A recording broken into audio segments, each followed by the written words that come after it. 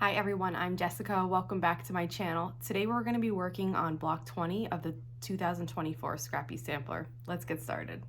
To start for this block, we're going to make the corner unit.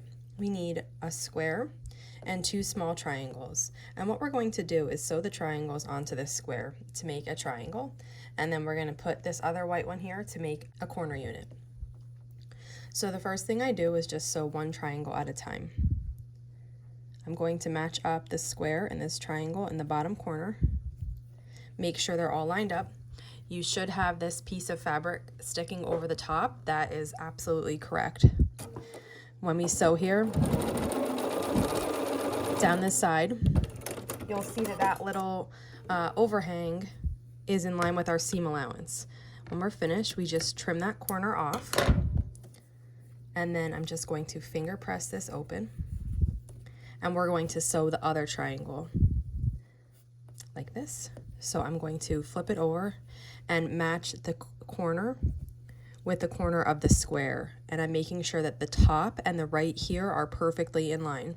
And again, this little bit of triangle fabric is going to overhang the line that you're sewing along by about 1/4 of an inch. And again, that is correct. So when we finger press this open, then you'll see we've made half of the triangle. And if this is sewn perfectly, these two will be exactly in line and you'll have 1/4 of an inch between the point and the edge. Now that is sometimes difficult to achieve, so if yours isn't perfect, don't worry about it and just do the best you can do. And the more you practice making something like this, the better you'll get at it. If I would say they're off by 1/8 of an inch or less, you can go ahead and use that.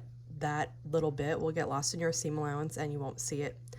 If they're off by more than 1/8 of an inch in here, there's a chance that that could come undone in your quilt. So I would just try to redo it. Then I'm going to take the piece that we made and place it on top of the white triangle. And I like to place the pieced one on top of the cut one because I know the cut one is exactly the right size we need. The pieced one could have some small errors, but when they're both lined up perfect, I just sew across this long seam. And as you sew there across the long seam, I'll show you from the back. Your seam line should be below the crossing, the intersection of these two lines, because that will be your point on the front. So then when you turn this around and open it, you can see that point is sitting right on the line. And then we just trim away these overhangs. And now we need to make 4 of these corner units. I have them already made here. So I have 4 identical corner units. And then I have the other pieces we need. We have purple squares and we have 1 white square that's going to be the center. So we could start assembling our block now. And you can sew this into rows or you can do this vertically like I do it in a grid.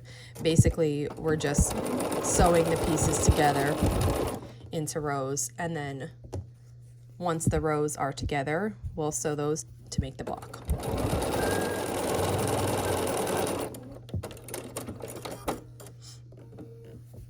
Here we have the rows sewn together, and the last thing we need to do is sew the 2 remaining seams.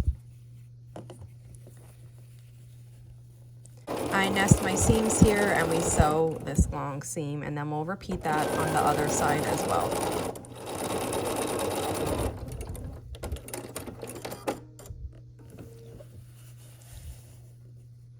And it's all finished.